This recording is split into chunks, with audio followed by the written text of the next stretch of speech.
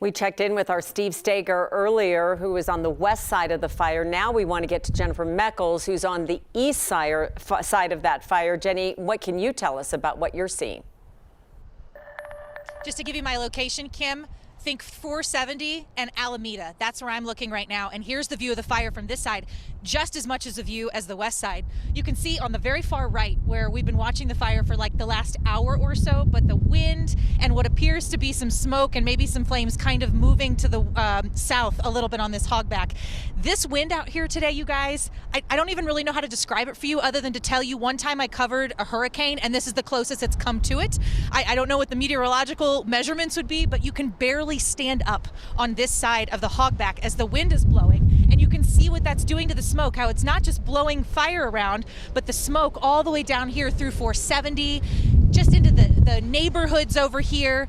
We've got a lot of people pulled off on the side of the road to watch what's been happening with the fire. We were able to catch up with a couple of them and hear what they had to say about what they've seen and what they could feel just trying to drive down the road.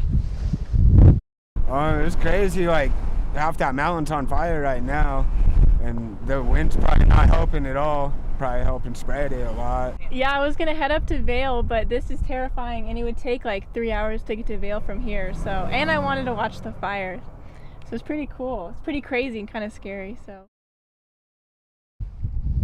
A lot of people describe it as cool but scary because you're just literally driving down the road and this smoke is just filling this entire area. We're pretty zoomed in right now on the hogback, and I'll tell you, we have seen some orange flames even on this side of the hogback this afternoon. I don't see any to point out to you right now. It's mostly just smoke, but I know we've been seeing stuff on both sides of the hogback.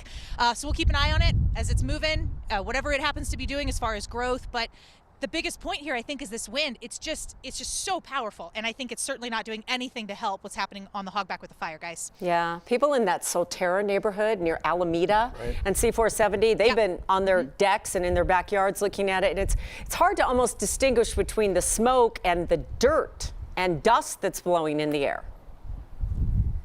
Yes, that's fair. I've gotten several kind of mouthfuls of that gritty, nasty dust. You can see tumbleweeds and things blowing around out here. In fact, when the wind really picks up and blows, you don't really know what's flying through the air at you. It's kind of scary and a little creepy, not very safe. But you mentioned that neighborhood right here. There are people actually who have come through on this parking area to watch, who live in that area, and they're like, it's pretty close to home for me. I mean, we're opposite 470, right? We have space between us, but it doesn't mean there's not anxiety about it. No. Yeah, I'm sure police and fire don't think they need too many more spectators driving out there to park and watch the fire, but we'll see how it evolves throughout the day.